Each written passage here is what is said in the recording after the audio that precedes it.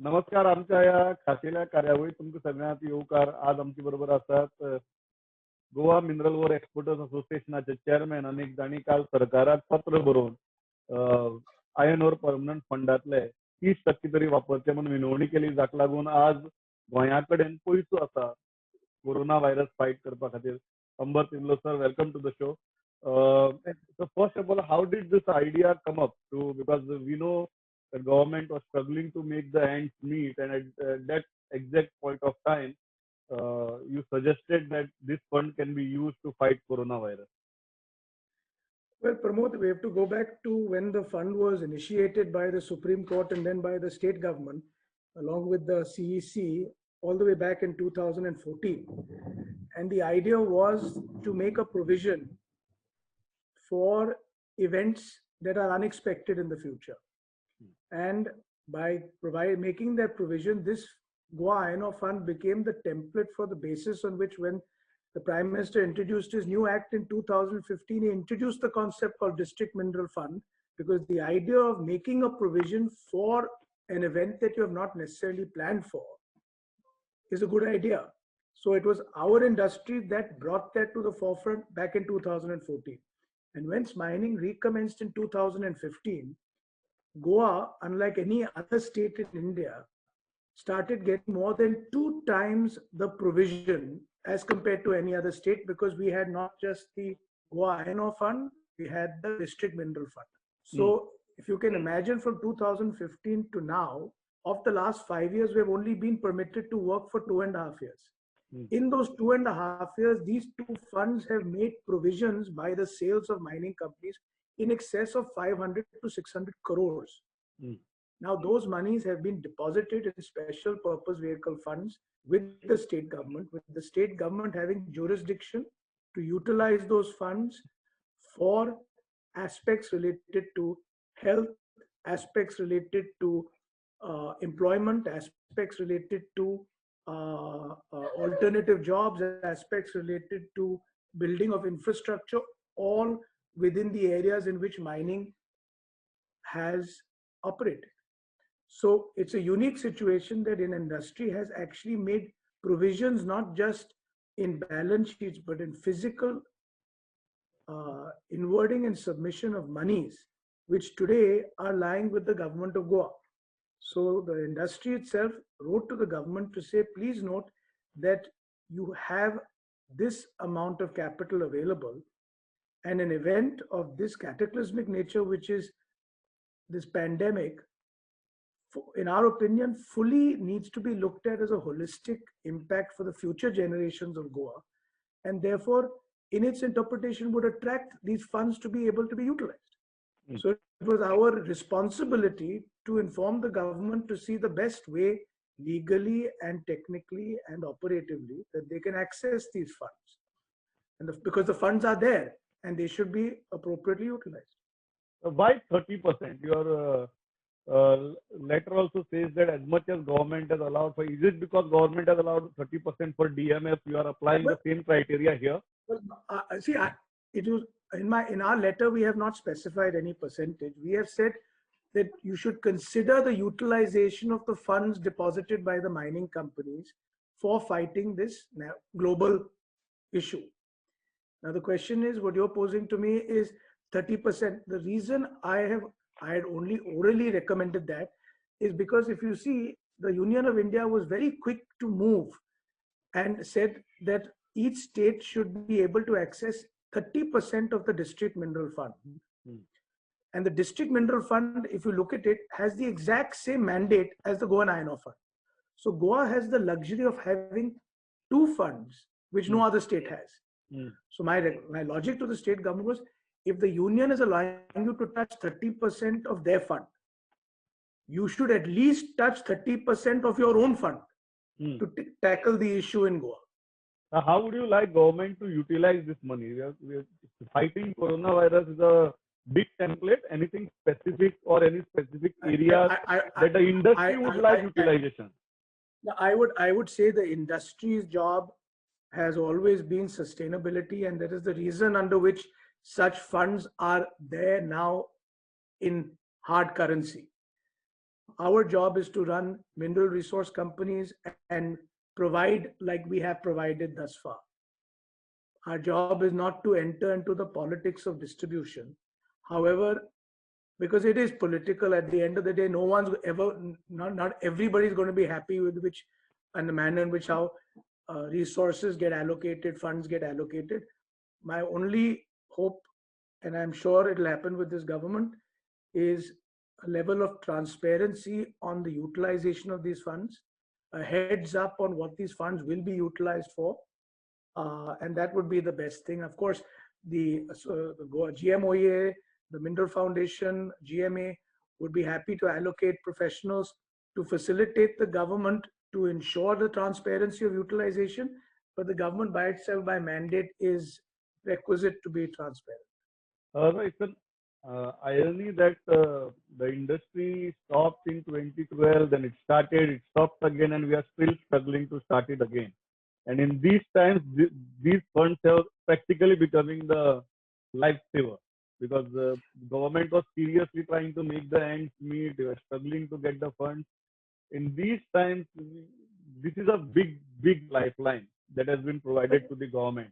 So Uh, if you look at that situation, a hypothetical question: if mining had continued post 2012, what would have been our situation today, and how economically better off we would have been?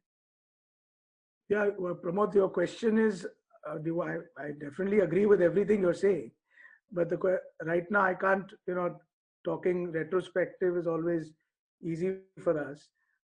There is no doubt that this in the last 8 years, cumulatively, we've been allowed to function for only 2.5. Hmm. Now, in that 2.5, if we manage to generate this kind of wealth for the future generations on a provisional basis, if we work longer than that, it would have definitely been 4 times more, 5 times. That's mathematically a fact. Now the question is, what is important to realize is that mining, as much as being around for the last 70 plus years, is managing to make provisions despite all the odds being placed against it, despite the NGOs going and ensuring stoppage. And I'm waiting to see even if the NGOs would want to suspend the utilization of these funds for this issue, which historically over the last 4 or 5 years, every time the state government has tried to utilize whether the DMF funds or the GIOPF funds for any public services, the NGO has come and moved the courts to stop them. So either which way, we will see how people behave going forward. But the interesting aspect is this is an industry, as an industry that has asked for absolutely no handouts, no exemptions, no favoritism of any sort. It has the highest taxed industry in the state, not just prospectively, it is also taken retrospectively, and it is also taken provisionally, which is what you're seeing in the GIOPF and the DMF. So, keeping all things into account, what is it that the industry wants even now is just to be allowed to function within the given laws. We're not asking for any exemption. We're not asking for any benefits. We're not asking for any rescheduling. We are saying allow business to start, and therefore things will get looked after going forward. But anyway, right now that is not the urgency. The urgency is how Goa can protect itself so that it comes out stronger as far as not just health is concerned, but as a sense of people are concerned. And the mining industry stands completely shoulder to shoulder, side to side, providing for Goa as it has in the past and commits to do so in the future. So one important question is the economic fallout of a pandemic or a lockdown or the suspension of an economic activity. And fortunately, we had got a lifeline just a couple of months back by Supreme Court allowing the transportation of the royalty paid ore. And we are about to start it, and this thing happened. So, how big is the tool as far as that aspect is concerned? And for everything else, government authorities have given extension from the income tax returns to everything. So, although we had a 6 month deadline. Do you expect Supreme Court, once this situation clears, to intervene and say that we are giving you additional 6 months considering this period is lost? I think as the focus of the industry has not really been on the 6 month issue. Our industry is very clear on the fact that the mining leases by law are extended till 2037. But be that as it may, the judgment in January of the Supreme Court has allowed some activity to commence. It is our responsibility, and the Prime Minister has also given clear directions to that effect, that activities such as mining, export, steel, all these things need to somehow find a way to continue during this tough time, because you need the economic cycle moving. And it is our responsibility as an industry to conform with new standards of operation, to comply with the health risks that exist today, which is what all of us are planning and discussing how best to be done. And our intent is to see how we can support this, not just by having a provisional Goa iron ore fund availability, but also at the same time to move the economic wheel, because that will ensure that when the time of reconstruction of the economy comes, we are not at too lagging behind, that the pain will be more acute. It should be calmer. And therefore, that's our obligation, even as business companies or as an industry of mining. So one important factor is, before I move to that question, would you like Supreme Court to intervene and say that we are giving you extension for that period, along with the other measures that central and state are taking for the resumption of the industry full-fledged?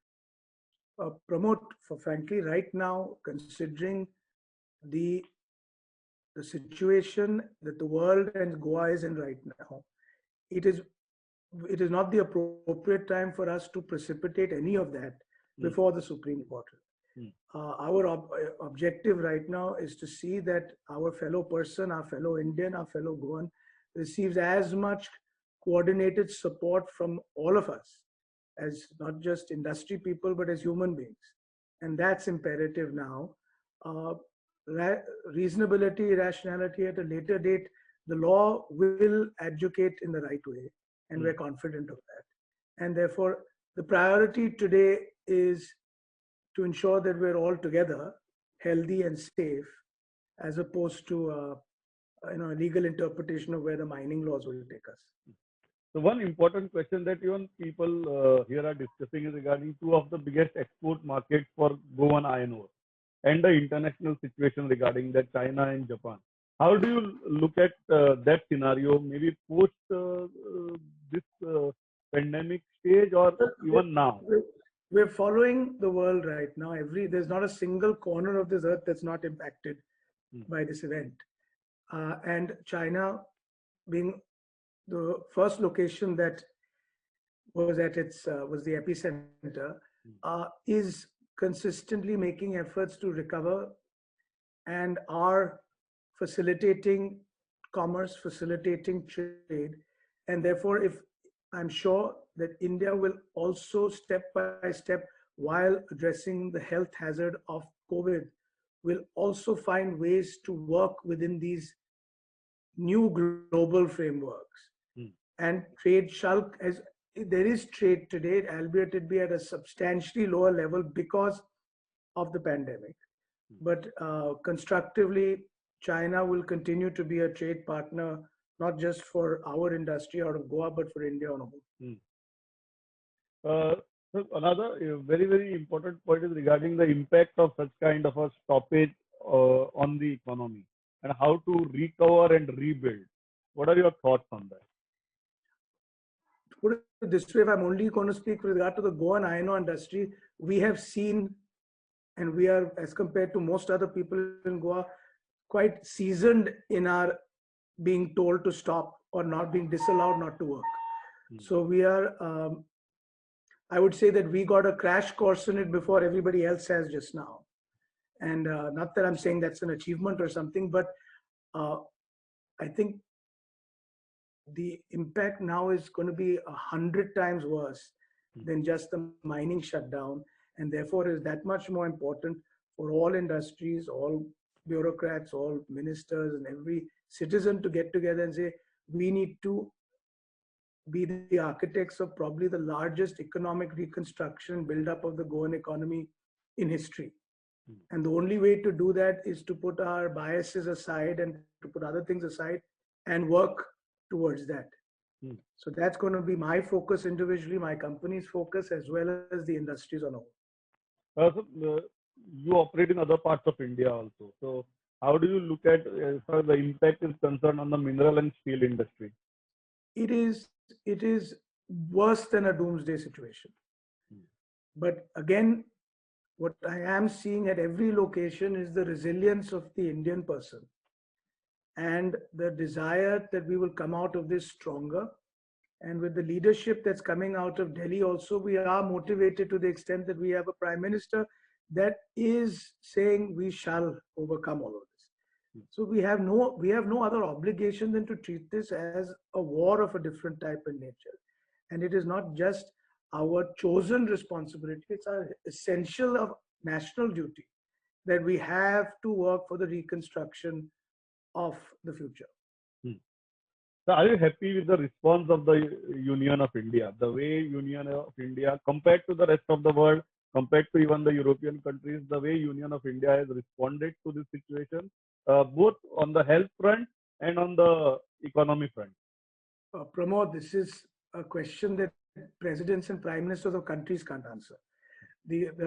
So you're asking me, I can only say that at a time like this, when it is as good as being at war, you have to not over question the decisions. You have to be able to demand your rights, etc.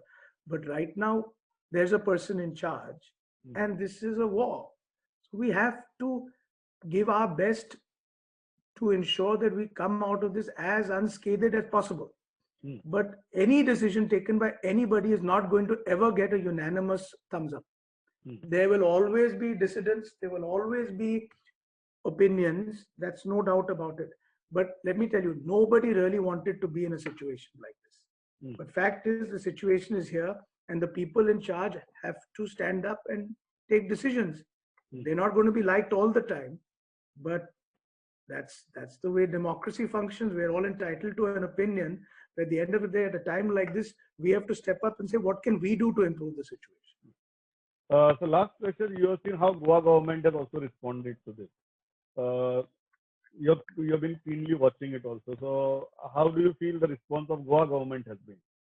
The chief minister, the health minister. I answered on the earlier question, Pramod. There is no textbook answer for any of these problems. Even when people prepared their so-called disaster events, I don't think any such modeling was done on a situation like this. So a lot of people are acting on a first-time experience basis. Nobody has experienced this ever before. So yes, there will be decisions sometimes that are not necessarily entirely thought through, or at the same time that address one issue but create another issue. At the same time, you realize you made a decision, you need to change it in the next 12 hours because it's had a negative impact. Unfortunately, there is going to be a casualty in this process. There is no user manual. There is absolutely no user manual. Yeah.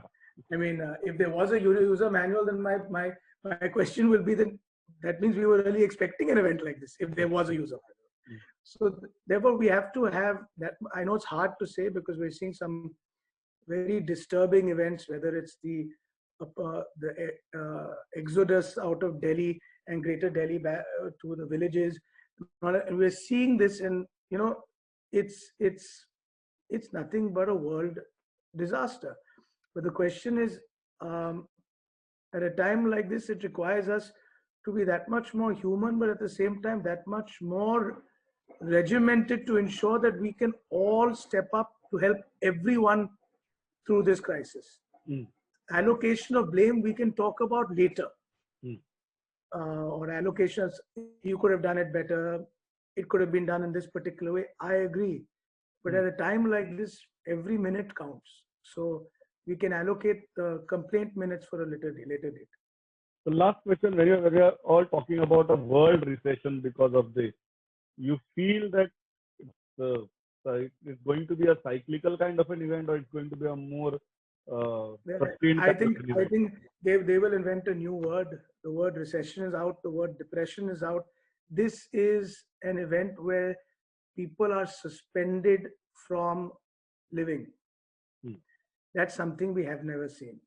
So the economic impact will be very difficult to calculate. Right now, let's make sure that our children, our parents, ourselves are safer. And then we all sit together and say, how do we make the world great again? Hmm. So thanks a lot, because one thing I think we are also getting a lot of response on our website and all after the provision of the 120 crores, because no one was expecting it. Everybody was thinking how will the government respond. But great suggestion, and Chief Minister has also announced it immediately. So thanks a lot for taking time out and No talking to problem. us. Thanks a lot, sir. Be well and be safe. Thank you. Thank you, sir. Thank you.